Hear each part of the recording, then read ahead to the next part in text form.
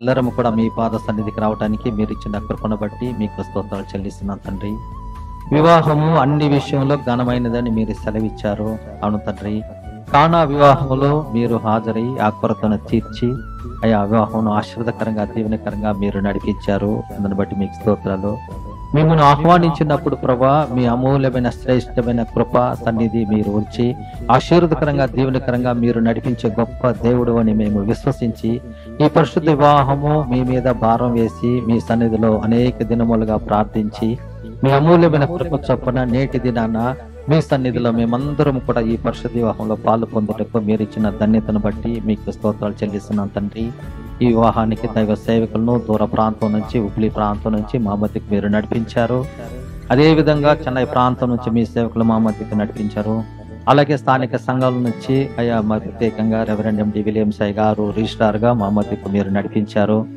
అలాగే 2 కుటుంబాలను బంధువర్గాన్ని మీరు సకాలంలో మా మధ్యకు నడిపించారు. విశేషముగా ఈ సమయంలో ప్రసన్నాన్ని బట్టి ఈ దర్శనాన్ని బట్టి మీకు స్తోత్రాలు చెల్లిస్తున్నాను తండ్రి. మీరు ఏర్పరిచిన ఈ ఒక పరిశుద్ధ వివాహ కార్యక్రమము మీ హస్తాలతో మీరు జరిగించి వారి కుటుంబమును మీరు దీవించి ఆశీర్వదించి మీ కృప ఆస్తులతో అభివృద్ధిపరిచి విస్తరింపచేసి అనేకులకు ఆశీర్వదకరంగా ఉన్నట్లు మీరు జీవించమని మేము ప్రార్థిస్తున్నాం తండ్రి. మీ దీవెనలు ఈ సమయంలో చేరి వచ్చిన మా అందరి మీద మీరు ఉంచి మీ కృపలో ఈ కార్యక్రమం అంతటిని కూడా మీ అధ్యక్షతలో నడిపించమని ఘనత మహిమ ప్రభావంలో మీకే చెల్లిస్తూ మా బలమైన యేసుక్రీస్తు నామమున ప్రార్థన చేయుచున్నాను పరమ తండ్రి. మరి చాలా సంతోషం. మరి వివాహము అన్ని విషయంలో ఘనమైనది. మరి ప్రభువే ఈ వివాహ కార్యక్రమాన్ని మరి రూపొందించారు. అనేక సంవత్సరాలుగా మరి ప్రసన్న వివాహం విషయమై మరి ప్రార్థిస్తుంటున్నాము. మేము కూడా ఎదురు చూస్తుంటున్నాము. ఆ ఒక్క బాబు విషయము వివాహం జరగాలి, ఒక కుటుంబీకుడుగా కావాలని. మరి దేవుడు ఆ ఒక మన ఆశను ఆయన నెరవేర్చారు. మరి ప్రియదర్శినిని మరి ప్రభు చూపెట్టారు. మరి కొన్ని చిన్న చిన్న ఒక సమస్యలు ఉన్నప్పుడు కానీ ప్రభు అన్ని కూడా సమాధాన పరిచి మరి అందరూ కూడా కలిసి సంతోషంగా వివాహ కార్యక్రమాన్ని చేయడం అనేది దేవుడి కృప. Praise the lord. మరి ఈ వివాహంలో ఎంతో ప్రాముఖ్యత వహించిన మన సహోదరు బాబులాలను బట్టి వందనాలు. మరి చెన్నై ప్రాంతం ఇంకా వచ్చిన మా అంకల్ గారిని బట్టి వందనాలు. చెన్నై నుంచి వచ్చిన బృందం బట్టి వందనాలు. ప్రత్యేకంగా తమ్ముడు వందనం బట్టి సత్యమణి రాగమ్మ గారిని బట్టి వందనాలు. మరి బెంగళూరు ప్రాంతం నుంచి మరి బంధువర్గం అంతా కూడా మరి అందరు కూడా వచ్చారు. మరి విశేషంగా మరి మ్యారేజ్ కు ముఖ్యమైన వ్యక్తి దైవ సేవకులు మరి ప్రసంగం అందచేయడానికి మరి రెవరెండ్ గోలపాటి ప్రసాదయ్య గారు మరి హుబ్లీ ప్రాంతం నుంచి వచ్చారు. మరి అది గ్రేట్ గిఫ్ట్. మరి అప్పుడప్పుడు ప్రసన్నత అనేవారంట, నీ పెళ్లి నేను చేయాలనుకున్నానని, చేస్తానని. మరి అది ప్రభు నెరవేర్చారు. మరి అలాగే పాస్టర్ మోసస్ గారు కూడా మరి హుబ్లీ వస్పేట్ ప్రాంతం నుంచి ఆయన కూడా వచ్చారు. ఆయన కూడా మరి ప్రేమపూర్వకంగా ఆహ్వానిస్తున్నాము. మరి విశేషంగా మరి వలి బ్రాంచ్ బాప్టిస్ట్ చర్చ్ ప్రెసిడెంట్ జోయలయ్య గారు కూడా మా మధ్యకు వచ్చారు. చాలా సంతోషం. అయ్య గారిని మరి ఆహ్వానిస్తున్నాను. అయ్యగారు ముందుకు రావాలని కోరుతుంటున్నాను. మరి అయ్యగారు మంచి ఒక శ్రేష్టమైన కీర్తనలు మరి మనకు పాడి వినిపించగలరు. మరి అలాగే మ్యూజిషియన్ గా మరి మన కర్ణాటకలో ప్రామినెంట్ గా వాడబడుతున్న మరి బ్రదర్ విజయ్ ఆయన కూడా మన మధ్యలోకి వచ్చారు. మరి ప్రభు పేరున వారిని ఆహ్వానిస్తున్నాను. మరి అత్యంత ప్రాముఖ్యమైన వ్యక్తి మరి మన రెవరెండ్ ఎండి విలియమ్స్ అయ్య గారు మరి మ్యారేజ్ రిజిస్టారు. ఆయన మ్యారేజ్ అనంతరం ఆయన సంతకాలు తీసుకొని రిజిస్టర్ చేసి సర్టిఫికేట్ వాళ్ళకి అందజేస్తారు. మరి విశేషంగా చెన్నై ప్రాంతం వచ్చిన బంధువర్గం చెల్లెల తరఫున మరి సంధ్య, సురేష్ మరి ఒక్కొక్కరు పేర్లు చెప్తే ఇంకా కొన్ని జ్ఞాపకశక్తి తక్కువ అవుతుంది, కానీ పేర్లు వెంటనే రాదు, దయచేసి క్షమించుకోండి. మరి ఇప్పుడు కార్యక్రమము నడిపించడానికి మరి మన మధ్యలో పాస్టర్ మోసస్ గారు కార్యక్రమాన్ని నడిపిస్తారు. దైవ సందేశము మరి గోలపాటి ప్రసాదయ్య గారు వాక్య సందేశం చేస్తారు. మరి అందరు కలిసి ఇరువురు కలిసి వివాహ కార్యక్రమాన్ని జరిగిస్తారు. మరి మొదట కొన్ని పాటలు మరి పాడిన తర్వాత మన కార్యక్రమానికి వెళ్తాం. ఇప్పుడు 11:20 మనము అయినంత 1 o'clock బై 1 o'clock 1 గంటకు కార్యక్రమాన్ని మనం ముగింపు చేస్తాం. 1 గంట నుంచి భోజనాలు మనకు ఉంటావి. మరి ఈ కార్యక్రమాన్ని నేను పాస్టర్ మోసెస్ గారి చేతికి మీకందరూ కూడా సభకి సంఘానికి మిమ్మల్ని వందనాలు తెలియజేస్తూ మరి పెళ్లి కొడుకు పెళ్లి కూతురు శుభాకాంక్షలు తెలియజేస్తూ మన మధ్యలో జోయలయ్య గారు ఉన్నారు. వచ్చి మనల్ని పాటలు నడిపిస్తారు. ఓ 2 పాటలైనా నడిపించి ముందు తర్వాత మిగతా కార్యక్రమానికి వెళదాము. దేవుడు మిమ్మల్ని అందరూ కూడా దీవించును గాక. ఇప్పుడు జోయలయ్య గారు వస్తారు. మానవ రూపము దాల్చిన శ్రీయేసయ్యా, మంచి దేవుడ నీవే మాయేసయ్యా. మానవ రూపము దాల్చిన శ్రీయేసయ్యా, ఉన్నతుడా మహోన్నతుడా, ఉన్నతుడా మహోన్నతుడా, ఆశ్రయ దుర్గము నీవే ఆరాధించదము, ఆశ్రయ దుర్గము నీవే ఆరాధించదము, మంచి దేవుడ నీవే మాయేసయ్యా. మానవ రూపము దాల్చిన శ్రీయేసయ్యా, పశుల పాకల శిశుగ జననం, మహోన్నతమగు నీ ప్రేమ సంకల్పం, సృష్టికర్తవు నీవైయుండే దీనుడైనావు. పశుల పాకల శిశుగ జననం, మహోన్నతమగు నీ ప్రేమ సంకల్పం, సృష్టికర్తవు నీవైయుండే దీనుడైనావు. శిలువలో బలియాగముగా ప్రాణమునర్పించావు, శిలువలో బలియాగముగా ప్రాణమునర్పించావు. ఆశ్రయ దుర్గము నీవే ఆరాధించదము, ఆశ్రయ దుర్గము నీవే ఆరాధించదము, మంచి దేవుడ నీవే మాయేసయ్యా. మానవ రూపము దాల్చిన యేసయ్యా. ఆటపాటలు బట్టి దేవుని మహిమపరచండి. మన మధ్యలో వందనమయ్య గారు చెన్నై నుంచి వచ్చారు. ఆయన ఒక పాట పాడిన తర్వాత మిగతా కార్యక్రమానికి మనం ముందుకు వెళ్తాం. ధన్యవాదాలు. హల్లెలూయా. సంతోషం లేదు. హల్లెలూయా, హల్లెలూయా. పక్కన చెయ్యి గాడ్ బ్లెస్ యూ అని చెప్పండి. చెయ్యి గాడ్ బ్లెస్ యూ. అందరూ ఇంతవరకు ఆదుకున్నవే ఎబినేజరు, ఎబినేజరు, ఇంతవరకు ఆదుకున్నవే నన్ను, ఇంతవరకు ఆదుకున్నవే నన్ను, ఇంతవరకు ఆదుకున్నవే. పూర్ణ మనసుతో చేతులెత్తి పూర్ణ బలముతో ప్రేమించెదన్. ఆరాధన ఆరాధన ఆరాధన ఆరాధన, హల్లెలూయా. ఆరాధన ఆరాధన ఆరాధన, ప్రేమించేదన్ అధికముగా ఆరాధింతున్, ఆసక్తితో ప్రేమించేదన్ అధికముగా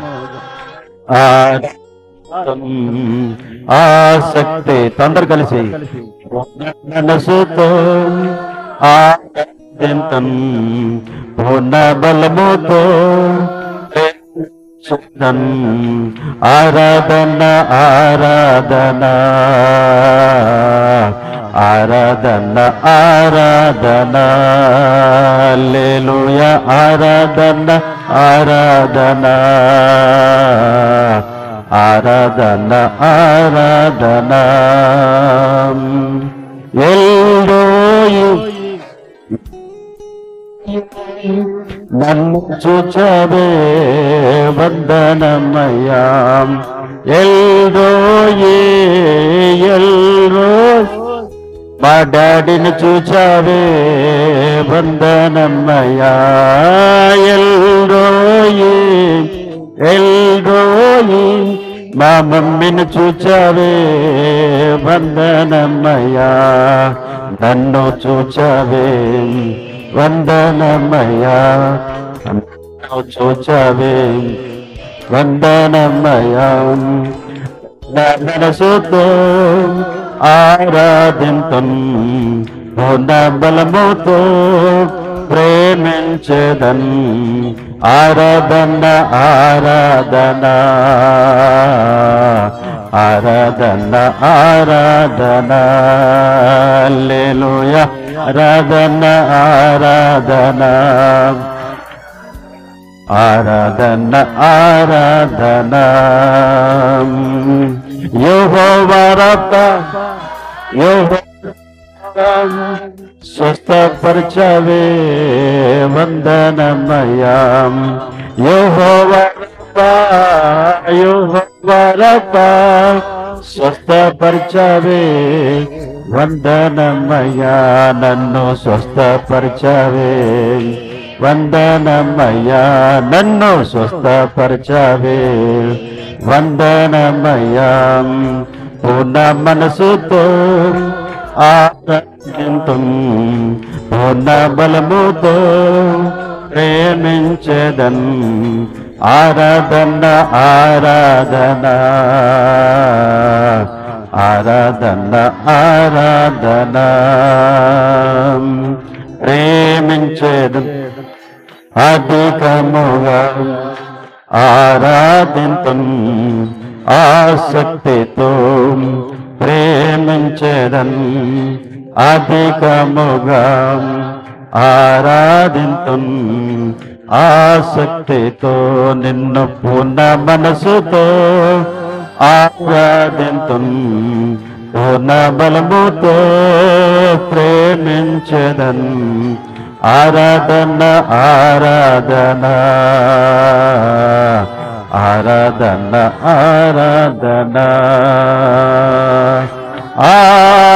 ఆరాధన స్తుతి ఆరాధన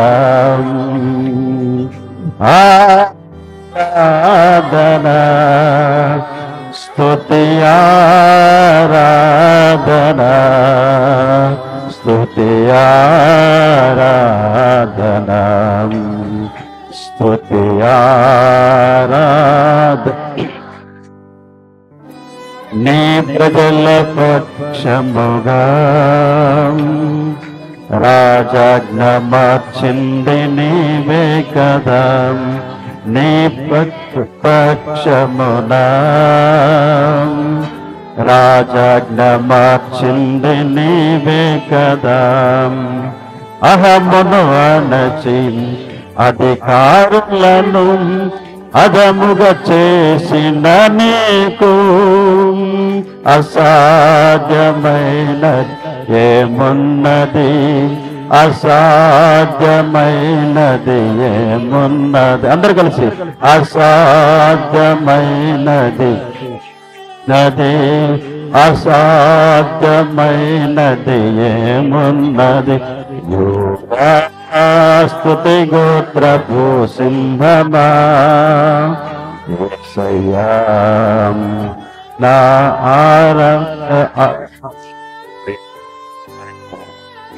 నీవే కదా నా ఆరాధన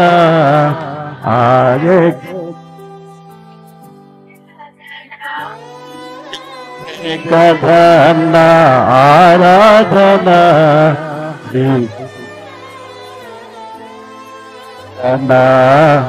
ఆరాధన స్తుతి ఆరాధన ఆరాధన స్తుతి ఆరాధన ఆరాధన స్తుతి నీకు వందనాలు. ఈ వివాహాన్ని మీ చేతికి సమర్పిస్తున్నాం. నీ దాసుడు మాట్లాడవచ్చు, నీ దాసుని ద్వారా నాతోను మాతోను మాట్లాడండి. విశేషముగా ఈ దంపతులకు ఆశీర్వాదకరముగా ఉండేలాగిన సహాయం ఇచ్చి వచ్చినటువంటి వారందరి కొరకు వందన. మిమ్మల్ని ఆత్మతోనూ సత్యముతోనూ ఆరాధించుటకు మెరిచినటువంటి కృపను బట్టి నీకు వందనాలు. Nothing is impossible to your lord. అసాధ్యమైనది మీది లేదు. సమస్తము సాధ్యం చేసినందుకు నీకు వందన. స్తుతి ఘనత మహిమ మీకే చెల్లిస్తుంది. మా ప్రభువుని ప్రియకుమారుడు యేసుక్రీస్తు అతి శ్రేష్టమైన నామములో ప్రార్థన చేసి వేడుకొనుచున్నాం తండ్రి. హల్లెలూయా. నిద్రపోయే వాళ్ళందరూ హల్లెలూయా చెప్పండి. వీరు ఇరువురు పెళ్లి చూసినప్పుడు మా పెళ్లి కూడా జ్ఞాపకం వస్తుంది. ఆ రోజులు మాకు కూడా జ్ఞాపకం వస్తుంది. అయితే దానికన్నా ముఖ్యం ఏంటంటే దేవుని వాక్యం మనం వినబోతున్నాము. మన మధ్యలో ఈ పరిశుద్ధమైన వివాహం కొరకై కొద్దిగా మాట్లాడద్దండి దయచేసి. వాక్యానికి కొద్దిగా శ్రద్ధగా వాక్యం వినండి. ఎందుకంటే వాక్యమే మిమ్మల్ని దీవిస్తుంది, వాక్యం మిమ్మల్ని నడిపిస్తారు. సేవకులు మాట్లాడినప్పుడు చాలా శ్రద్ధగా వాక్యాన్ని వినండి. ఈ పరిశుద్ధమైన వివాహం కొరకు మాకు ఇచ్చిన అవకాశం బట్టి దేవాది దేవునికి వందనాలు తెలియజేస్తూ స్థానిక సంఘానికి మరియు వచ్చిన సేవకులకి మరియు వచ్చిన బంధుమిత్రులకి అందరూ కూడా మీకు యేసు నామములో మీకు శుభములు కలుగును గాక. మరియు మన మధ్యలో హుబ్లీ పట్టణం నుంచి రెవరెంట్ ప్రసాద్ బొల్లపట్టి అయ్య గారు వచ్చారు. ఆయన మీతో పెళ్లి కొడుకుతో పెళ్లి కూతురుతో మరియు వచ్చిన విశ్వాసులతో దేవుని వాక్యం ద్వారా మిమ్మల్ని ప్రోత్సాహపరచబోతున్నాడు. దేవుడి వాక్యం ద్వారా మిమ్మల్ని ఆయన మీతో మాట్లాడబోతున్నాడు. గట్టిగా ఒకసారి ప్రసాద్ బొల్లపట్టి అయ్య గారిని చప్పట్ల ద్వారా స్వాగతం. ప్రభునామమున కూడి వచ్చిన మీ అందరికీ కూడా శుభాభివందనాలు తెలియజేస్తున్నాను.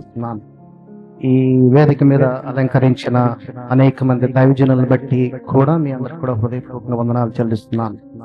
అలాగే ఈ వివాహము నన్ను ఆహ్వానించిన వారికి కూడా హృదయపూర్వకంగా వందనాలు చెల్లిస్తున్నాను. సో ఈరోజు ఈ పరిశుద్ధ వివాహానికి విచ్చేసిన బంధుమిత్రులకి మీ అందరికీ కూడా హృదయపూర్వకంగా వందనాలు చెల్లిస్తున్నాను. నా పేరు ప్రసాద్ కే బోలపట్టి అండి. I'm from Hubli. నెల రోజుల క్రితము మన డేట్ అడిగారు వీళ్ళు. సో నెల రోజుల క్రితము అడిగితే నేను మేబీ ఉంటానో ఉండనో కూడా నాకు తెలియదు. ఈ దేశంలో నేను బయట దేశం వెళుతున్నానని చెప్పాను. సో అలాగే నేను బయట దేశం వెళ్ళాను. నేను మేబీ వస్తానో రానో కూడా తెలియదు బ్రదర్ అని చెప్పాను రాజ్ కుమార్కి. So 4 days or 5 days back మళ్ళీ కాల్ వచ్చింది, వస్తున్నారా రావట్లేదా అని. సో దేవుని చిత్తం ఉంటే ఎంత దూరం ఉన్నా, ఎన్ని దేశాలు ఎన్ని సముద్రాలు దాటినా ఆయన చిత్తం ఉంటే ఆయన తోడుకుని తీసుకుని వస్తాడు. నేను నిన్నటి దినమే జస్ట్ బెంగళూరులో ల్యాండ్ అయ్యానండి. సో నాకు అమెరికా టైం అలవాటైంది కాబట్టి నాకు ఇప్పుడు స్లీపింగ్ టైం ఇది. కానీ దేవుడు ఇక్కడ నిలబెట్టి సో వాక్యాన్ని బోధించడానికి ఇచ్చిన అవకాశం ఈ దేవాదిని బట్టి హృదయపూర్వకంగా వందనాలు చెల్లిస్తున్నాను. సో ఇది నా ఇంట్రడక్షన్.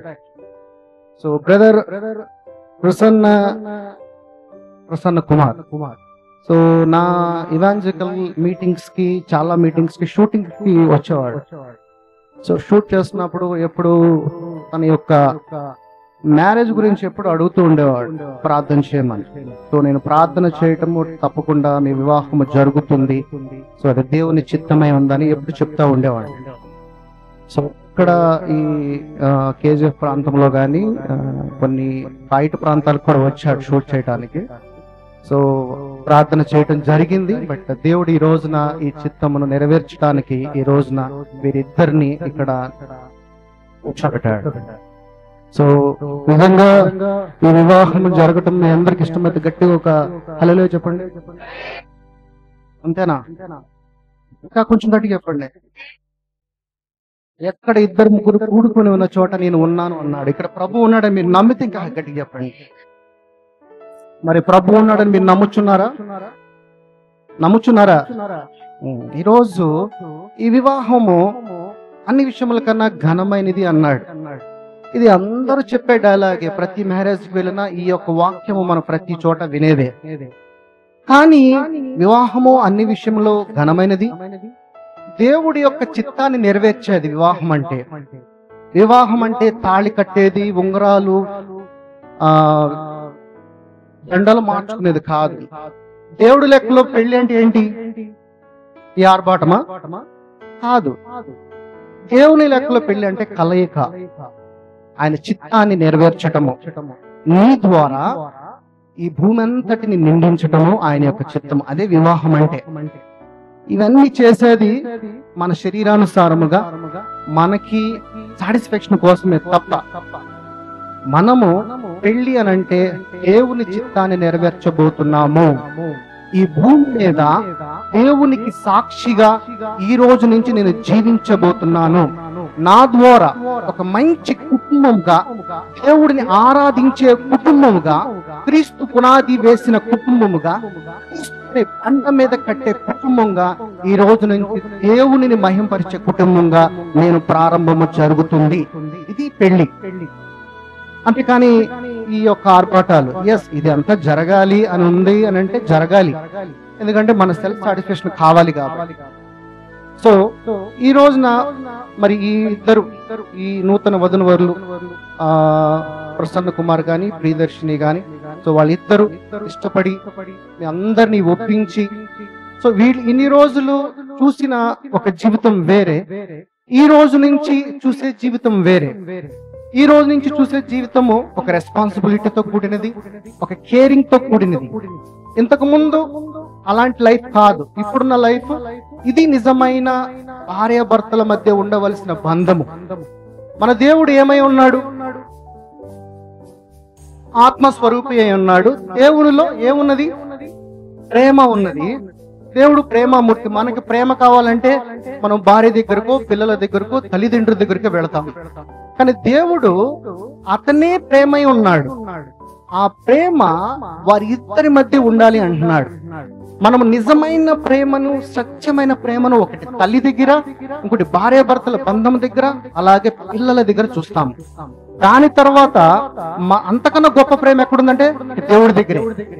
సో ఆ ప్రేమని ఈ భార్యాభర్తల మధ్యలో దేవుడు చూడాలనుకుంటున్నాడు. అలాంటి ప్రేమ కలిగి అలాగా వారి యొక్క వైవాహిక జీవితము ముందుకి నడవాలి. అంతేకాని ఈ రోజుల్లో వివాహము డామినేట్ లైఫ్ అయిపోయింది. నిజంగా చెప్పాలంటే డామినేషన్. భార్య భర్త అయిపోతుంది, భర్త భార్య అయిపోతున్నాడు. సో కానీ లోకంలో ఏదైనా జరగనివ్వండి, కానీ మనకంటూ ఒక లా ఉంది. మనకంటూ ఈ జీవ గ్రంథము ఏదైతే చెప్తుందో దాని ప్రకారంగా భార్యాభర్తలు నడుచుకోవాలి. ఎందుకంటే తండ్రి ఏం చెప్తున్నాడంటే నరుడు ఒంటరిగా ఉండటం మంచిది కాదు అని తనకి ఒక ఎవరైతే ఉన్నారో తన ఒక సహచారాన్ని కల్పించాలనుకున్నాడు. సో అక్కడి నుంచి ప్రారంభం అనేదే ఈ వివాహ బంధము.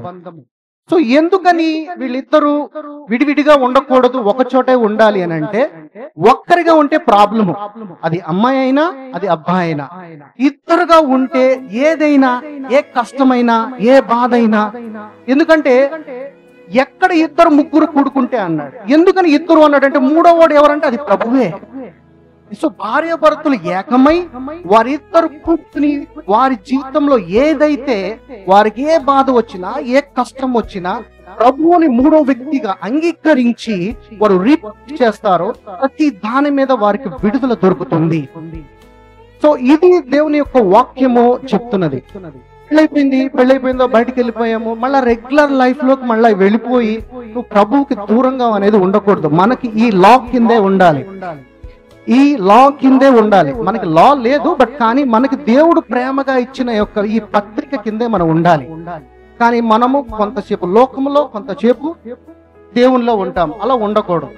అలాగే ఆదికాండము 2:24 ఏమంటున్నాడు? పెళ్లి కొడుకు తరపు నుంచి తల్లిదండ్రులు వాళ్ళ జీవితంలోకి ఇంటర్ఫీర్ కాకూడదు. అలాగే పెళ్లి కూతురు తరపున వాళ్ళు కూడా వాళ్ళ ఫ్యామిలీ తరపు నుంచి ఇంటర్ఫీర్ కాకూడదు. ఎందుకని అంటున్నానంటే తన తల్లిని తండ్రిని విడిచి ఎవరిని హత్తుకును? భార్యను హత్తుకును. కానీ జనరల్ గా లోకంలో మాట్లాడే మాట ఏంటి?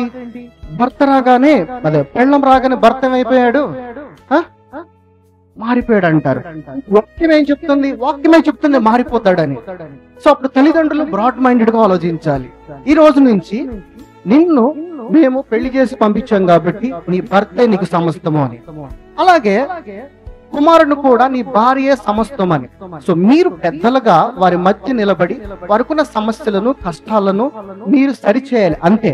వారిలోకి దూరితే వారి యొక్క వివాహ బంధం ఏమవుతుంది? తిరిగిపోతుంది. అనేకమైన ఇబ్బందులు, శోధనలు, ఇంకా లేనిపోయిన డిస్టర్బెన్స్ ప్రారంభమవుతాయి. అందుకే ప్రభువు ఇది జరుగుతుందని ముందుగానే ఆదికాండము 2:24 చెప్పేశాడు. భర్త దగ్గరికి ఎలాగ భార్య చేరుతుందో భార్య భర్త దగ్గరికి చేరుతారు. వారి మధ్యలోకి పేరెంట్స్ గా మనం వెళ్ళకూడదు. ఈ మాటలు ఏమన్నా మీకు కొంచెం గాయపరిచినట్లయితే క్షమించండి, బట్ ఇది నిజం. అలాగే ఎందుకు ఈ వివాహము జరగాలంటే ప్రసంగి 4:9-10 ఎవరు తీయగలరా? ఇద్దరు కష్టము చేత భూమిలకు మంచి ఫలములు కలుగును. ఇద్దరుగా ఉంటేనే ఒక మంచి ఫలములు కలుగుతుందట. ఒంటరిగా ఉంటే ఏమి చేయలేం. ఒంటిగాడి ఎద్దులాగా నువ్వు ఏమి చేయలేం. గనుక ఒంటిగాడిగా ఉండుట కంటే ఇద్దరు కూడి ఉండుట మేలు. ఎందుకంటే ఇద్దరుగా ఉండితేనే బ్లెస్సింగ్.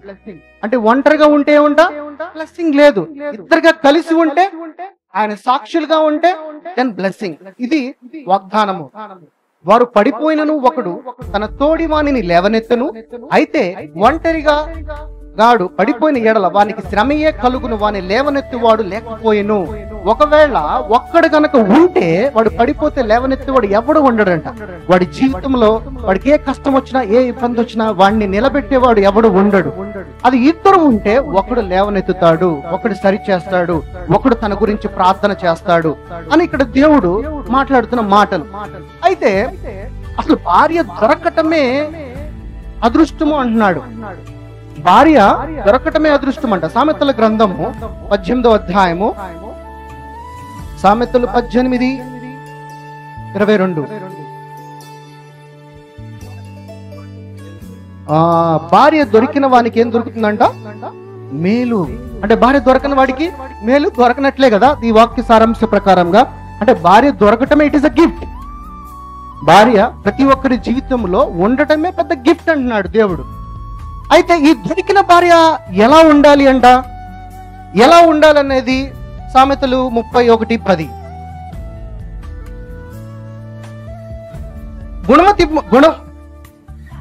గుణవతి అయిన భార్య దొరుకుట అరుదు, అట్టిది ముత్యము కంటే అమూల్యమైనదంట. అలాంటి భార్య నీకు దొరికిందా?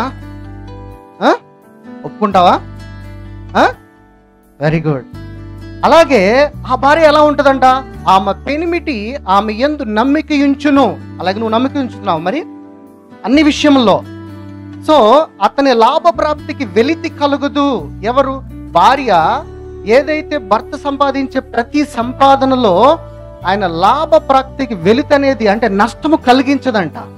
ఆమె బ్రతుకు దినములన్నీ అతనికి మేలు చేయను గాని కీడేమియూ చేయదు. అంటే భార్య ఎప్పుడు కూడా భర్త కొరికే తప్పిస్తూ జీవిస్తూ ఉంటుంది సర్వసహజ సిద్ధంగా. భర్త గురించి ప్రార్థన. భర్త ఒకసారి ఇంట్లోంచి బయటకు వెళ్ళంగానే భార్యలు చాలా మంది ప్రార్థన చేస్తూ ఉంటారు, తిరిగి మళ్ళీ క్షేమంగా ఇంటికి రావాలని. తను చేసే పనిలో, తను చేసే సమస్త వాటన్నిటి మీద కూడా ఆయనకి మంచి కలగాలని ప్రతి భార్య కూడా మేలుకరంగానే ఆలోచిస్తుంది, కానీ కీడుకరంగా ఏ భార్య కూడా ఆలోచించదు. ఇది దేవుని చెప్తున్న మాట. దేవుని యొక్క కాపుదలలో గనక మనం ఉంటే ఇలాంటి ఆలోచనలే ఉంటాయి, కానీ మనలోకి చెడు ఆలోచనలు అనేవి రావు. ఒకవేళ కనుక మనం లోకంలో కనుక ఉంటే లోకపు ఆలోచనలే మనలో తలెత్తుతూ ఉంటాయి, కానీ దేవుని యొక్క ఆలోచనలు మనలోకి రావు. మార్క్స్ వార్త 10:9.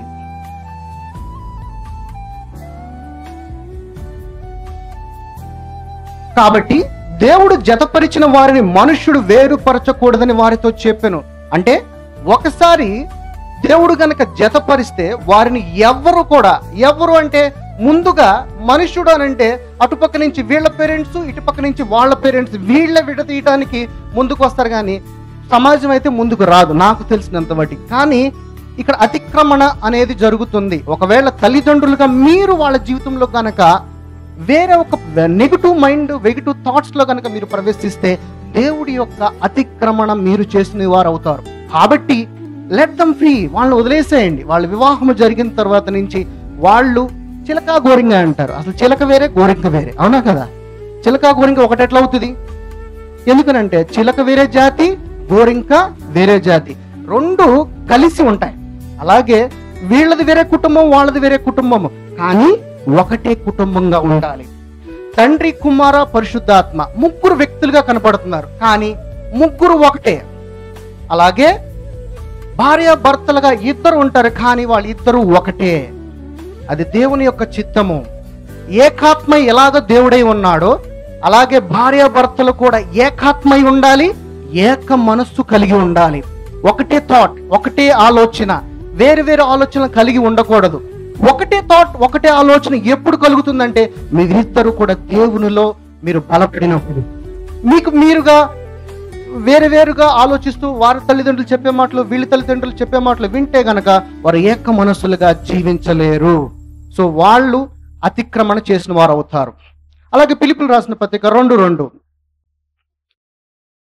త్వరగా తీస్తే త్వర క్లోజ్ చేస్తారు. మీరు ఏక మనసులగునట్లుగా ఏక ప్రేమ కలిగి ఏక భావము గలవారై ఉండి ఒక్కదానయందు మనస్సుంచుచు నా సంతోషమును సంపూర్ణము చేయుడి అంటున్నాడు. ఎంత గొప్ప మాట అండి. ఏక మనస్సుగా ఉండాలంట, ఏక ప్రేమ కలిగి ఉండాలంట, ఏక భావము కలిగి ఉండాలంట. ఎట్లాగా తండ్రి, కుమారుడు, పరిశుద్ధాత్ముడు ఏకమై ఉన్నారో అలాగే ఇద్దరుగా కనపడే భార్య భర్తలు ఏకమై ఉండాలి, ఏక మనస్సు కలిగి ఉండాలి, ఏక ప్రేమ కలిగి ఉండాలి.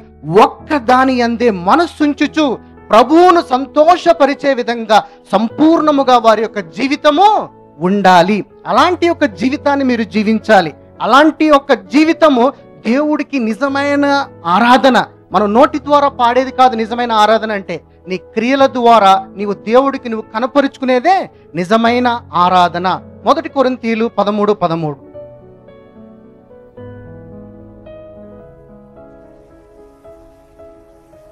కాగా విశ్వాసము, నిరీక్షణ, ప్రేమ ఈ మూడును నిలుచును, వీటిలో శ్రేష్టమైనది ప్రేమయే. ఈ బైబిల్ సారాంశం అంతటిలో కూడా మీరు ఎన్ని పత్రికలు చదివినా, ఎన్ని వాగ్దానాలు చదివినా వీటన్నిటికన్నా గొప్పది ఏంటనంటే ఓన్లీ లవ్, ఓన్లీ ప్రేమ. ఈ ప్రేమ ఎవరి మధ్యలో ఉండాలి? భార్య భర్తల మధ్యలో ఉండాలి. ఈ ప్రేమను బట్టే ఇప్పుడు ప్రసన్న, అలాగే ప్రియదర్శిని, ప్రసన్న పి, ప్రియదర్శిని పి, ప్రేమ పి. అవునా? సో మీ ఇద్దరి మధ్యలో ఏముండాలి? ఇప్పుడు ప్రేమే ఉండాలి. ఈ ప్రేమ మధ్యలోకి మూడో వ్యక్తిగా ప్రభువే ప్రవేశించాలి, కానీ ఎవ్వరూ కూడా ఎప్పుడు కూడా ప్రవేశించకూడదు. నీ భార్యని నీ సొంత శరీరంలాగా ప్రేమించాలి. ఎలా ప్రేమించాలి? ప్రతి ఒక్కరూ వారి వారి శరీరం ప్రేమిస్తాం కదా. సో అలాగే నీ భార్యని కూడా అలాగే ప్రేమించాలి. నీ భార్యని ఎప్పుడు కూడా దుఃఖపరచకూడదు. దుఃఖపరిస్తే నువ్వు దేవుణ్ణి దుఃఖపరిచినట్టు. ఎందుకనంటే ఆవిడ కూడా ప్రభువు ఆత్మే. ఎందుకనంటే నిన్ను వలే నీ పొరుగు అని ప్రేమించు అన్నాడు. నిన్ను వలే నీ పొరుగు అంటే అది అందులో మీ భార్య కూడా వస్తుంది. ఎందుకంటే ఆవిడ కూడా ప్రభు ఆత్మగా నీ పక్కన ఉన్నది. సో ఎప్పుడు కూడా నీ భార్యను ప్రేమిస్తూ అలాగే నీ తల్లిదండ్రులను కూడా గౌరవిస్తూ నీవు నీ కుటుంబము దేవుడికి సంతోషపరిచే విధంగా మీ ఇద్దరి యొక్క జీవితము జీవించాలి. ఎఫెసీయులకు రాసిన పత్రిక 5:31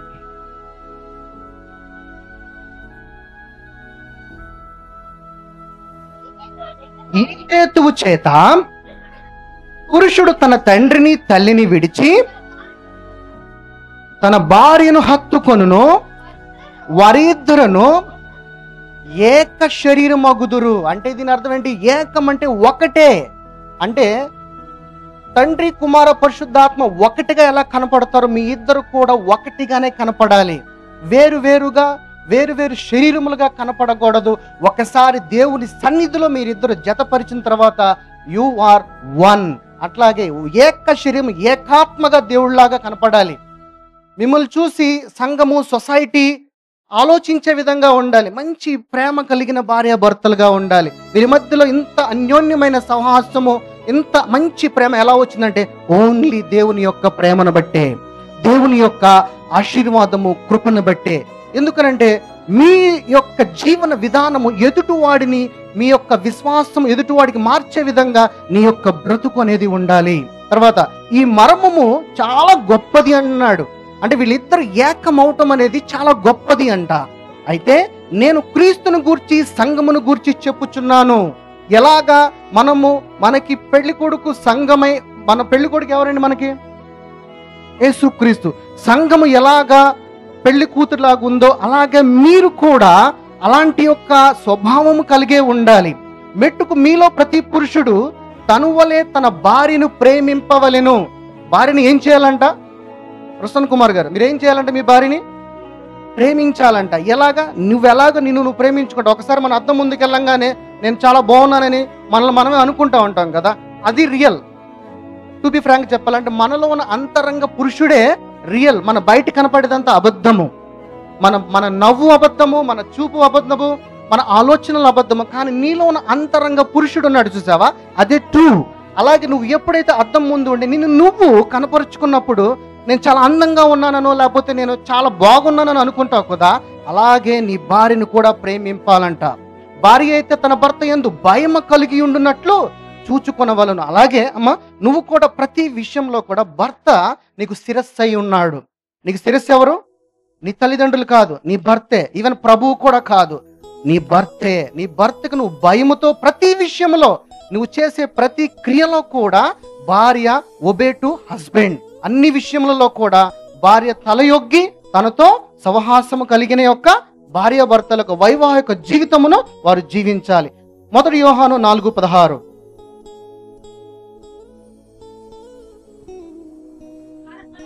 మన ఎడల దేవునికి ఉన్న ప్రేమను మనం ఎరిగిన వారమే దానిని నమ్ముకుని ఉన్నాము. దేవుడు ప్రేమ స్వరూపి అయి ఉన్నాడు. ప్రేమ యందు నిలిచి ఉండువాడు దేవుని యందు నిలిచి ఉన్నాడు, దేవుడు వాని యందు కూడా నిలిచి ఉన్నాడు. అంటే మీ ఇద్దరి మధ్యలో ప్రేమ కనుక లేకపోతే అసలు మీ ఇద్దరి యొక్క వైవాహిక జీవితంలో దేవుడే లేడు అని అంటున్నాడు. ఒకవేళ దేవుని యొక్క ప్రేమ కలిగి మీరు అన్యోన్యమైన సహవాసం కలిగి ఉండి ఉన్నట్లయితే దేవుడు నీలో, మీ ఇద్దరిలో నిలిచి ఉంటానంటున్నాడు. అంటే వివాహం అంటే ఈ కార్యక్రమం అంతా కూడా అది జస్ట్ కౌంటబుల్ అంతే. కానీ నీలో ప్రేమ అనేది ప్రాముఖ్యము. ఈ నూతన వధువరుల మధ్యలో ఉండవలసినది ప్రేమే. ప్రేమ ఉంటేనే నూరేళ్ల పంటగా నూరేళ్ల జీవితాన్ని జీవించగలము. ప్రేమ లేనప్పుడు, ప్రేమ లేకపోతే జీవించలేం కదా. ఒకవేళ ప్రేమ మీ ఇద్దరిలో ఉంటే దానికి సాదృశ్యం ఏంటంట? దేవుడు నీలో ఉండి ఉన్నట్లుగా. దేవుడు నీలోనే ఉంటూ నిన్ను సరిచేస్తూ బాగు చేస్తూ అన్ని విషయములలో కూడా నిన్ను నడిపించడానికి దేవుడు సదాకాలము తోడే ఉంటాడు. మలాకీ గ్రంథము 2:14. మలాకీ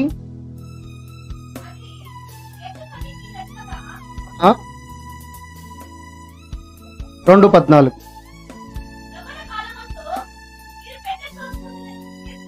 ఓకే. అన్యాయముగా విసర్జించిన నీ భార్య పక్షమున యెహోవా సాక్షి ఆయను. అది నీకు తోటిదే. నీవు చేసిన నిబంధనకు పాత్రురాలు కదా, నీ పెండ్లి భార్య కదా. కొంచెముగానైనను దైవాత్మ నొందిన వారిలో ఎవరును ఇలాగు చేయలేదు. ఒకడు చేసినను ఏమి జరుగును? దేవుని చేత సంతతి నొందవలనని అతడు ప్రయత్నము చేసెను కదా. కాగా మిమ్మును మీరే జాగ్రత్తగా చేసుకుని యవ్వనమున పెండ్లి చేసుకునిన మీ భార్యల విషయములో విశ్వాసఘాతకులుగా ఉండకుడి. అంటే నువ్వు యవ్వన కాలంలో చేసుకునే నీ భార్యని మోసపరిచే విధంగా ఉండకు అంటున్నాడు. ఎందుకనంటే ఈ రోజున కరెంట్ అఫైర్స్ ఎటు చూసినా లోకంలో కరెంట్ అఫైర్స్ జరుగుతున్నాయండి. లోకంలో ఎన్నైనా జరగనివ్వండి, లోకంలో ఎంత టెక్నాలజీనే రానివ్వండి, కానీ ఈ టెక్నాలజీ ముందు దేనికి పనిచేయదు. లోకంలో లేనిది ఏంటో తెలుసా? ప్రేమ. 2025 సంవత్సరాల క్రితము మనకి ఈ బైబిల్ మన చేతుల్లోకి రావడం జరిగింది. ఆ రోజు నుంచి ఈ రోజు దాకా ఈ లోకంలో లేనిది ఏంటంటే ప్రేమే.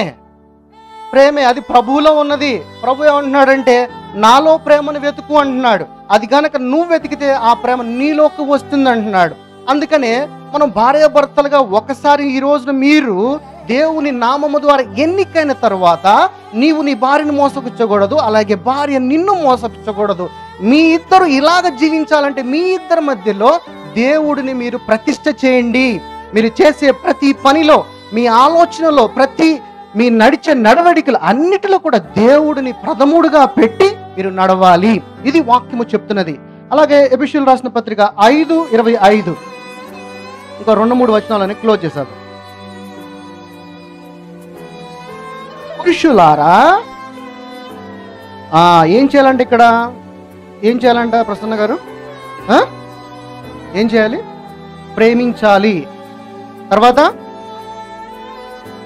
అటువలే క్రీస్తు కూడా సంఘమును ప్రేమించి అది కళంకమైనను మడతైనను అట్టిది మరి ఏదైనను లేక పరిశుద్ధమైనదిగాను నిర్దోషమైనదిగాను మహిమగల సంఘముగాను ఆయన తన ఎదుట దానిని నిలవబెట్టుకొనవలనని వాక్యముతో ఉదక స్నానము చేత దాని పవిత్రపరిచి పరిశుద్ధపరచబడుటకై దాని కొరకు తన్ను తాను అప్పగించును. అలాగే కింద అటువలనే పురుషులు కూడా తమ సొంత శరీరము వలెను తన భార్యలను ప్రేమించి బద్ధులై ఉన్నారు. తన భార్యను ప్రేమించువాడు ఇంత క్లియర్గా ఏ విధంగా ఉండాలి అనేది చెప్తున్నాడు. పురుషులారా మీ భార్యలను మీరును మీ భార్యలను ప్రేమించుడి. మీ ఇద్దరు గనక మంచి ప్రేమ కలిగి నడవడి గనక ఉంటే క్రీస్తు మిమ్మల్ని ప్రేమించడం ప్రారంభిస్తానంటున్నాడు. మీ జీవితము ఒక మంచి 100 ఏళ్ల పంటగా, మీ అవసరతలు అన్ని విషయంలో కూడా మీకు అన్ని మంచి కలగాలి అని అంటే మీ ఇద్దరి మధ్యలో ప్రేమ గనక లేకపోతే చాలా మంది కుటుంబాలలో మాకు ఆశీర్వాదం రావట్లేదు అంటారు, మాకు ఎటువంటి బ్లెస్సింగ్స్ రావట్లేదు. ఎందుకో తెలుసా? భార్యాభర్తల మధ్య గనక ప్రేమ లేకపోతే దేవుని యొక్క బ్లెస్సింగ్ రాదని చెప్తున్నాడు ఇక్కడ. సో ఈరోజు అర్థమవుతుంది అంటే మన కుటుంబంలోకి బ్లెస్సింగ్ రావాలంటే ముందు భార్యాభర్తలు ఏం చేయాలి? ప్రేమ కలిగి ఉండాలి, అన్యోన్యమైన సహవాసం కలిగి ఉండాలి. ఆ రోజున నీవు జన్మనిచ్చిన నీ పిల్లల మీదకి ఆశీర్వాదము వెళుతుంది. ఒకవేళ మీ ఇద్దరి మధ్య సరైన సాంగత్యము, సరైన ప్రేమ లేని రోజున అది దేవుని యొక్క ప్రేమకు కూడా నువ్వు దూరం అయిపోతే, దేవుని యొక్క ప్రేమ అంటేనే కృప, కృప అంటేనే బ్లెస్సింగ్. వీటన్నిటికి దూరంగా ఉన్నప్పుడు మన ఇంట్లోకి ఏమొస్తుంది? ఆటోమేటిక్గా శోధన అనేది ఆటోమేటిక్గా ప్రవేశిస్తుంది. శోధన రావటం వల్ల ఫైనాన్షియల్ ప్రాబ్లం వచ్చేస్తుంది. ఫైనాన్షియల్ ప్రాబ్లం వచ్చేస్తే ఆటోమేటిక్గా అనారోగ్య ప్రాబ్లమ్స్ వస్తాయి. ఇవన్నిటిని నువ్వు అధిగమించాలి, ఓవర్కమ్ చేయాలంటే ఫస్ట్ ఏం చేయాలంట? మీ ఇద్దరి మధ్య ప్రేమ ఉండాలంట. ఆ ప్రేమ ఉన్న రోజున దేవుడు ప్రేమగా వచ్చి నీ చుట్టూ ఒక కంచెను వేస్తాడు. నీ కుటుంబం చుట్టూ ఏ దురాత్మ, ఏ చీకటి ఏది కూడా నీ కుటుంబంలోకి ప్రవేశించకుండా ప్రభువే ఒక షీల్డ్గా, ప్రభువే ఒక కంచెగా నీ కుటుంబానికి సదాకాలము తోడుంటాడు. ఇలాంటి ఒక అన్యోన్యమైన సాహసము జీవించాలి. అలాగే భార్య గురించి కూడా కొన్ని మాటలు చెప్తున్నాడు. అదో ఎఫెసీయులు 5:22-23 స్త్రీలారా ప్రభువునకు వలె మీ సొంత పురుషులకు, ఇక్కడ ఏమంటున్నాడు? ప్రభువునకు వలె మీ సొంత పురుషులు అంటే ఎవరు? నీ భర్తకి నువ్వు ఏమని ఉండాలంట? లోబడి ఉండాలంట. డామినేషన్ లైఫ్ అనేది ఉండకూడదు. ఒకవేళ ఏ ఇంట్లోనే చూసుకోండి, స్త్రీ కనుక డామినేషన్ లైఫ్ కనుక ఉంటే ఆ ఇంట్లో శాంతి ఉండదు, సమాధానం ఉండదు, ఎటువంటి ప్రాస్పరస్ అనేది ఉండదు. కానీ ప్రభువు ఏం చెప్తున్నాడంటే, స్త్రీ నువ్వు నీ భర్తకి లోబడి ఉండాలి. ఒకటి ఏంటంటే ఇక్కడ స్త్రీ అని కానీ మగాడనే కానీ డిఫరెన్స్ లేదండి. దెర్ ఈజ్ నో మనకి నేను మగవాడిని, నేను భర్తని అనే డిఫరెన్స్ లేదు. అది మన ఆలోచనే. కానీ దేవుడికి అలాంటిది లేదు. కానీ మగవాడు కష్టపడేవాడు కాబట్టి ప్రతి విషయంలో నువ్వు అతనికి లోబడి ఉండమన్నాడు. సో ఇలాంటి ఆలోచన కలిగి ఉండాలి. కానీ డామినేషన్ లైఫ్, ఈ రోజున మీరు కోర్టుల దగ్గరికి వెళ్ళండి, డామినేషన్ లైఫ్లో ఉన్న వారు ఈ రోజున ఎంతో మంది డైవర్స్ కోసం నిలబడి ఉన్నారు. సో దేవుడు మనకు చెప్తుందంటే, స్త్రీలారా ప్రభువునకు వలె మీ సొంత పురుషులకు లోబడి ఉండుడి. క్రీస్తు సంఘమునకు శిరస్సై ఉన్నలాగున పురుషుడు భార్యకు శిరస్సై ఉన్నాడు. భార్యకు పురుషుడే శిరస్సు, సమస్తము ఆయనే. మీరు ఏమంటే మీ తల్లిగారి దగ్గర పరిగెత్తకూడదు. కష్టం వచ్చినా నష్టం వచ్చినా నీ భర్తతోనే ఉండాలి. నీకు ఏదైనా ఇబ్బంది కలిగితే ప్రభు చెంతకు వెళ్ళి బ్రోకరించి ప్రభు దగ్గర నీ యొక్క మనవి విన్నపం చేయాలి. అతిక్రమణ చేయకూడదు. దేవుడి సన్నిధిలో మీరు జతపరిచిన వారు దేవుని నామము ద్వారా ఆదర్శ కుటుంబంగా ఉండాలి. అలాగే క్రీస్తే శరీరముకు రక్షకుడై ఉన్నాడు. తర్వాత సంఘమునకు క్రీస్తునకు లోబడినట్లుగా ప్రతి విషయమా కొన్ని విషయముల్లోనా? ప్రతి విషయం, ఇక్కడున్న ప్రతి స్త్రీకి చెప్తున్నాను నేను, ప్రతి విషయంలో కూడా తన యొక్క భర్తకి లోబడి ఉండాలంట. అంటే భర్త ఒకళ్ళు తాగుబోతే ఉంటే ఎలా లోబడతారు? భర్త ఒకళ్ళు కొట్టేవాడై ఉంటే ఎలా లోబడతారు? భర్త ఒక వెధవైతే ఎలా లోబడి ఉంటారు? లోబడలేరు కదా సహజ సిద్ధంగా. కానీ ప్రభు ఏమంటున్నాడంటే, అయినా కానీ నువ్వు లోబడి ఉండు, అయినా కానీ నువ్వు లోబడి ఉండు, నేను నీ ద్వారా నీ భర్తని మారుస్తాను, నువ్వు చేసే ప్రార్థన ద్వారా నేను మారుస్తాను, మీ కుటుంబము నన్ను మహిమపరిచే కుటుంబంగా మారుస్తాను. ఇలాంటి యొక్క తలంపులు కలిగి మనం ఉండాలి. ఏ సమస్య వచ్చినా, ఏ కష్టం వచ్చినా మనం లోకం వైపు చూస్తాము. కానీ నువ్వు ప్రభు వైపు చూడటం ప్రారంభించు. నీ జీవితంలో ప్రార్థన జీవితాన్ని ప్రారంభించు. నీ జీవితంలో ప్రభువుని నీ సొంత రక్షకుడిగా అంగీకరించి నీవు ప్రార్థన శక్తిపరురాలుగా జీవించు. దేవుడు నీ జీవితంలో, నీ కుటుంబంలో నువ్వు ఊహించనట్టుగా, అడుగు వాటికంటే ఊహించు వాటికంటే దేవుడు ఏమిస్తాడు? అత్యధికంగా ఇస్తా అన్నాడా, కొంచెంగా ఇస్తా అన్నాడా? అత్యధికంగా ఇస్తా అన్నాడు. అత్యధికంగా ఇచ్చే దేవుడు నీలో ఉన్నాడు. నీలో ఉన్నాడా, నీ బయట ఉన్నాడా? మనలో ఉన్నాడు. మనలో ఉంటే అప్పుడు జీవించేది నువ్వా ప్రభువా? అరే ప్రభువుకి నువ్వు జ్ఞానంతో, ఈ జ్ఞానం ఎవరి దగ్గర ఉంది? లోకంలో ఉందా? దేవుల్లో ఉంది. ఈ జ్ఞానం నువ్వు ఎక్కడ పొందుకోవాలంటే, ఆదివారము నాకు పని ఉంది షూటింగ్ అని పరిగెత్తకూడదు. ఆదివారం గుడిలో ఉండాలి భార్యాభర్తలుగా. నువ్వు ఒక గుడికి, మీ యొక్క భార్య ఒక గుడికి కాదు, ఇద్దరు కలిసి ఏక శరీరంగా గుడికి రావాలి. ఒకవేళ మీకు పిల్లలు కలిగిన నీ కుటుంబంతో కలిసి గుడికి రావాలి. జ్ఞానముతో, దేవుడి దగ్గర ఉన్న జ్ఞానమును పొందుకుని ఉదక స్నానము చేత ప్రతి ఆదివారము నువ్వు వాక్యము ద్వారా పరిశుభ్రపరచబడాలి. ఎందుకంటే మన లోకంలో ఉంటాము, ఆదివారం కూడా అయిపోయింది, మరి సోమవారం నుంచి మన తలంపులు, మన ఆలోచన లోకం వైపు ఉంటాయి కదా. సో వీటన్నిటి నుంచి నువ్వు ఓవర్కమ్ అవ్వాలి, అధిగమించాలి అని అంటే you have to come church, సంఘమానికి రావాలి. సంఘానికి విడివిడిగా రాకూడదు, భార్యాభర్తలుగా ఏకాత్మగా రావాలి. పిల్లలు ఉంటే పిల్లలు కలిసి రావాలి. చాలా మంది పిల్లలను వదిలేస్తారు. వాళ్ళకి ఒక కొత్త యుక్తకాలం వచ్చిందా, మా పిల్లలు తాగుబోతాళ్ళు అయిపోయారండి. నువ్వు వదలటం ఎందుకు? వదిలేసిన తర్వాత వాళ్ళు పాడైపోయారని బాధపడటం ఎందుకు? ఇక్కడ తప్పు ఎవరు చేశారు? ప్రభు చేశాడా, మనం చేసామా? చేసాం. ప్రభు నీకు ఇచ్చిన యొక్క పని ఏంటి? నీ ద్వారా ఈ భూమిని అంతా నిండించాలనుకుంటున్నాడు. నువ్వు నీ పని అయిపోయిన తర్వాత, పిల్లలు బయటకు వచ్చిన తర్వాత, నువ్వు వాళ్ళని గాలి కొలేసిన తర్వాత, అప్పుడు నువ్వు ప్రభువు నామాన్ని అతిక్రమణ చేస్తున్నావా లేదా? ప్రతి తల్లిదండ్రులు చేస్తున్నారా లేదా? అంటే నీకు తెలియకోకుండానే నువ్వు ఒక పాపంలోకి వెళ్ళిపోతున్నావు, ఒక తప్పు చేస్తున్నావు. నీ పిల్లల్ని కనుక నువ్వు సంఘానికి నడిపించకపోయి ఉన్నట్లయితే, భార్య భర్తలుగా ఆర్ తల్లిదండ్రులుగా వాళ్ళు ఏం చేస్తున్నారు? దేవుడి యొక్క అతిక్రమణ జరుగుతుంది.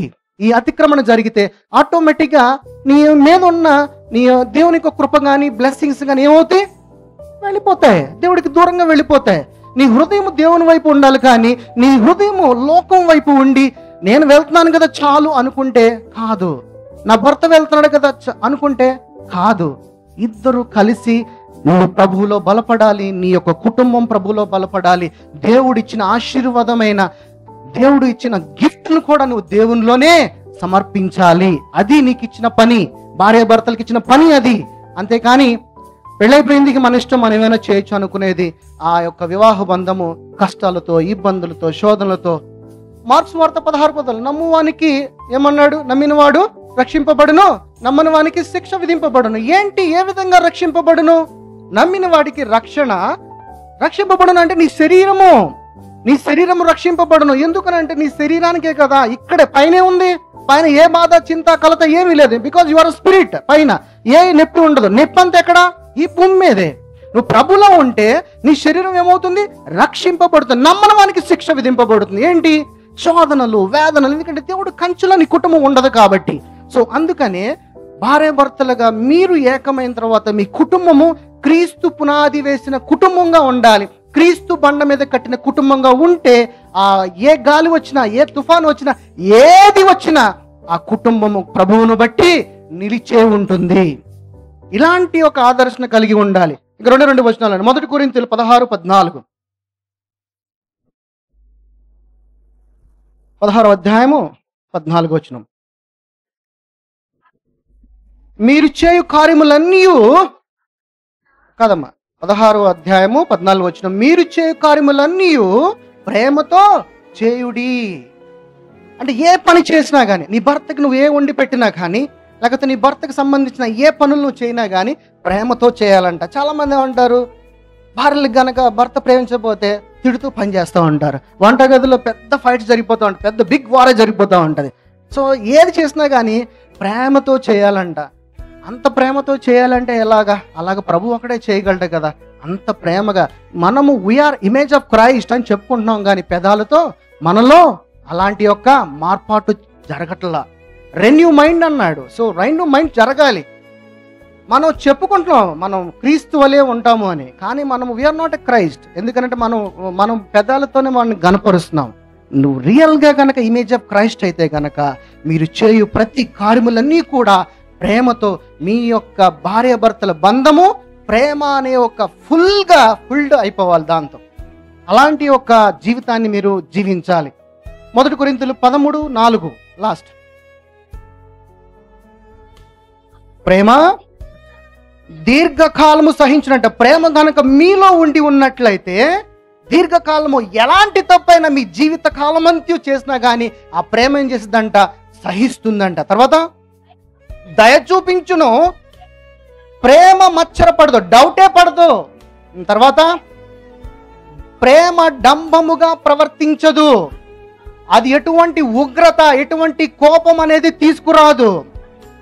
అసలు అమర్యాదగా నడవదు అంటున్నాడు. తర్వాత స్వప్రయోజనము విచారించుకొనదు. ప్రేమ గనక మనలో ఉంటే త్వరగా మనలోకి ఏం రాదంట? కోపం అనేది రంట. తర్వాత అపకారమును మనస్సులో ఉంచుకొనదు. ఎందుకంటే మనస్సు చాలా ఇంపార్టెంట్. మనస్సు ఎక్కడ ఉంటుంది? ఎవరైనా చెప్పగలరా? మనస్సు అంటే ఏంటి? హృదయం వేరే, మనస్సు వేరే. హృదయం ఎక్కడ ఉంటుంది? మరి మనస్సు ఎక్కడ ఉంటుంది? మన మనస్సు ఇక్కడ ఉంటుంది. మన ఆలోచన ప్రతిదీ కూడా మన మనస్సులోనే ఫస్ట్ తలంపు పుడుతుంది.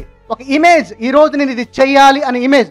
ఈరోజు ఈ కూర వండుదామని ఎక్కడ ఫస్ట్ మీ పెదాల మీద కొంత ముందు వచ్చే కన్నా మీ మనసులో తలంపు వస్తుంది. అందుకే అంటున్నాడు ఆ అపకారము. ఎందుకనంటే ఎదుటివాడిని ఈరోజు నా భార్య నేను కొట్టాలి, లేకపోతే నా భార్యని నేను ద్వేషించాలి, నా భార్య నేను అవమానపరచాలని అలాంటి ఒక తలంపు కూడా నీ మనస్సులోకి రానిదు అని అంటున్నాడు. తర్వాత దుర్నీతి విషయమై సంతోషింపబడక సత్యమునందు, సత్యం అంటే క్రీస్తే, ఐఎమ్ ది ట్రూత్ అన్నాడు. ఆయనలో సత్యం ఉందంట. ఆయన సత్యములో సంతోషించును. ప్రేమ అన్నిటినీ తాళుకొనును. అన్నిటిని నువ్వు ఏ పని చేసినా, ఒకవేళ నువ్వు చిన్న తప్పు చేసినా కానీ అది ప్రేమ వల్ల అది తట్టుకుంటుందంట. తర్వాత అన్నిటినీ నిరీక్షించును, అన్నిటినీ ఓర్చును. నువ్వు ఏ తప్పు చేసినా కానీ మీ భార్య భర్తల మధ్య ప్రేమ కనుక ఉండి ఉన్నట్లయితే ఆ ప్రేమ ఆ తప్పును ఏం చేస్తుందంట? ఓర్చుతుందంట. సో మీ ఇద్దరి మధ్యన ఉండవలసింది ప్రేమ, అంతేకాని ప్రేమ లేని వారికి అయితే ఉండమాకండి. ప్రేమ కలిగి ప్రభువుని సంతోషపరుస్తూ, అలాగే అన్ని విషయంలో, ప్రతి విషయంలో నీ భర్తకు నువ్వు లోబడే విధంగా, అలాగే నీవు కూడా నీ భార్యని ఏ విధంగా కూడా తన మనసుని గాయపరచకుండా, నువ్వు కనుక తనను గాయపరిచి ఉన్నట్లయితే పరిశుద్ధాత్మని నువ్వు గాయపరిచిన వాడు అవుతావు. ఎందుకంటే తనలో కూడా ఉంది పరిశుద్ధాత్ముడే, తనలో కూడా ఉంది ప్రభువే. అందుకని మీ ఇద్దరి మధ్య మంచి ప్రేమ కలిగి అన్యోన్యమైన సహవాసముతో ఇద్దరు కూడా దేవుని యొక్క చిత్తాన్ని నెరవేరుస్తూ, దేవుని యొక్క మహిమకరమైన కుటుంబంగా, క్రీస్తు పునాది వేసిన కుటుంబంగా, క్రీస్తు అనే బండ మీద కట్టిన కుటుంబంగా కలకాలము సుఖశాంతులతో జీవించాలి అనేది ప్రభు యొక్క చిత్తము. ఓకేనా? రైట్. సో నెక్స్ట్ కార్యక్రమంకి వెళ్ళిపోదామా? Right. God bless you all. Amen. నేను భావిస్తాను దేవుడి వాక్యం ద్వారా మనం ఉంచిన గాక. 3వ ప్రకటన చేస్తున్నాము, గమనించండి. విజయలక్ష్మి గారు, ఆవిడ భర్త వై మోసస్ గారు, వీడు నివాసము 338 TN block, Telugu line, Urigam post, KGF. వీరు కుమారుడైన చిరంజీవి ప్రసన్న కుమార్ గారు 3వ కుమారుడు. ఈ కుమారుడు వివాహం కొరకు వచ్చి ఉన్నారు. ఎవరిని వివాహం చేసుకుంటున్నారంటే బి సూర్యమ్మ మరియు బి రాజు. వీళ్ళు నివాసము ఒకటి అడ్రస్ ఏంటంటే 334 TN block, Telugu line, Urigam post, KGF. ఈ కుమారుడు చిరంజీవి కుమార్తె ఆర్ ప్రియదర్శిని గారిని వివాహం చేయడం కొరకు మన మందిరంలో మన సముఖములో వచ్చి ఉన్నారు. వీళ్ళు వివాహంలో బంధువులు కానీ మిత్రులు కానీ సంఘ కాపర్లు కానీ ఎవరైనా కానీ ఈ వివాహం జరగకూడదు అని ఎవరైనా మీలో అబ్జెక్షన్ ఉందా? ఎవరికైనా ఉందా? ఎవరికి లేదు. అబ్బాయి ప్రియదర్శిని పెళ్లి చేసుకోవడానికి ఇష్టం ఉందా? ఏం అబ్జెక్షన్ లేదా? అమ్మాయి మీకు ప్రసన్న గారిని వివాహం చేసుకోవడానికి మీకు ఇష్టం ఉందా? ఏం అబ్జెక్షన్ లేదా? తొందర ఏం లేదా? గట్టిగా ఒకవేళ లేనట్లయితే అందరూ గట్టిగా ఆమె అని చెప్పండి. ఇంకోసారి చెప్పండి, మూడోసారి చెప్పండి. దేవుడు దీవించును గాక. అమ్మాయి తల్లిదండ్రులు ముందుకు రండి. అమ్మాయి తల్లిదండ్రులు ఎవరున్నారు? అమ్మాయి తల్లిదండ్రులు సూర్యమ్మ గారు మరియు బి రాజు గారు ముందుకు రండి. మీరు చేతులు అబ్బాయి చేయి మీద పెట్టండి.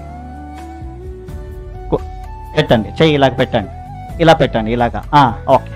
అలాగే నిలిచుండగా అయ్యగారు వస్తారు, ప్రమాణ వచనం మీకు చెప్తారు. అయ్యగారు ఎలా చెప్తారో ఫస్ట్ ప్రసన్న గారు, రెండోది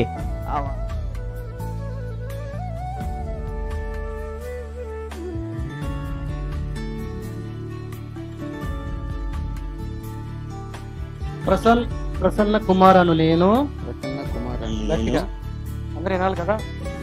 ప్రసన్న కుమారను నేను పెళ్లి కుమార్తె అయిన ప్రియదర్శిని నా భార్యగా అంగీకరించి నిన్ను ప్రేమించి నిన్ను సంరక్షించి నీ వ్యాధులలో నీ బాధలలో నీ ఆరోగ్యములను అన్ని రకముల సుఖ సంతోషమును నేను నీకు తోడుగా ఉంటాను. నాకు కలిగిన అన్నిటి మీద అధికారము ఇస్తున్నాను. మరణము తప్ప మరి ఏది కూడా వేరుపరచకూడదు అని దేవుని సన్నిధిలో నిలబడి సేవకుల ముందు, సంఘము ముందు, సమాజము ముందు నేను యేసుక్రీస్తు నామములో ప్రమాణము చేస్తున్నాను. ఆమేన్. పెళ్లి కుమారుడుగా నా భర్తగా నేను అంగీకరించి నిన్ను ప్రేమించి నిన్ను గౌరవించి నీ అడుగు జాడలు నడుచుకును. నీ కష్టములో నీ దుఃఖములో నీ వ్యాధులలో నీకు తోడుగా ఉంటానని నా కలిగిన వాటన్నిటి మీద అధికారం ఇస్తూ మరణము తప్ప మరి ఏది విడదీయకుండా భావిస్తున్నాను. దేవుని సన్నిధిలో నిలబడి సేవకుల ముందు నిలబడి సంఘము ముందు నిలబడి సమాజము ముందు నిలబడి యేసుక్రీస్తు అనే నామములో నేను నీకు ప్రమాణము చేస్తున్నాను. ఆమేన్.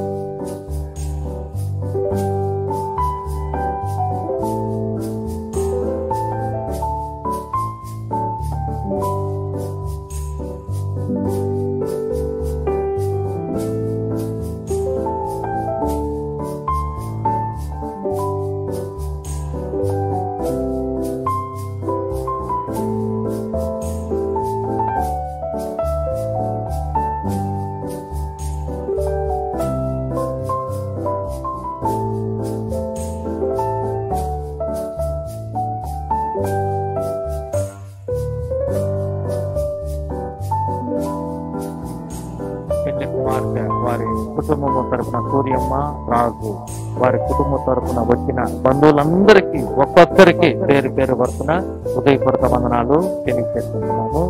అదే విధముగా మరి విజయలక్ష్మి మోసోసు మరి కుటుంబం తరపున వచ్చిన అందరికీ కూడా మరొకసారి ఈ సమయంలో హృదయపూర్వక వందనాలు తెలియజేస్తున్నాము. ప్రాముఖ్యంగా ఈ కార్యక్రమం చక్కగా ఆశీర్వదకరంగా జరగడానికి దైవ సేవకులు కూడా శ్రేష్టమైన వర్తమానాన్ని మన మధ్యకు తీసుకొచ్చారు. ప్రతి ఒక్కరూ కూడా దేవుని ఒక అమూల్యమైన సంకల్పాన్ని మనం గ్రహించాము. ప్రత్యేకంగా మరి ప్రసన్న మరియు ప్రియదర్శిని కూడా వాక్యాన్ని గ్రహించి ఉంటారని నేను నమ్ముతున్నాను. ఒకవేళ వారు గ్రహించలేకపోయినా రికార్డు ఉంటుంది. ఎప్పుడైనా ఏమైనా ప్రసన్న ఏమన్నా మాట్లాడితే ప్రియదర్శిని వినిపించవచ్చు, ప్రియదర్శిని ఏమన్నా మాట్లాడితే ప్రసన్న వినిపించవచ్చు. మీరేం మాట్లాడకూడదు. ఏదైనా సమస్య వస్తే రికార్డ్ ఆన్ చేసి గమ్మును కూర్చోండి, తర్వాత సమస్య పరిష్కారం. అంతే కదా సమస్య. ఓకే, ఇటువంటి గొప్ప సందేశాన్ని మన మధ్యకి తీసుకొచ్చిన దైవ సేవకులు గోలపాటి ప్రసాదయ్య గారికి హృదయపూర్వక వందనాలు తెలియజేస్తున్నాము.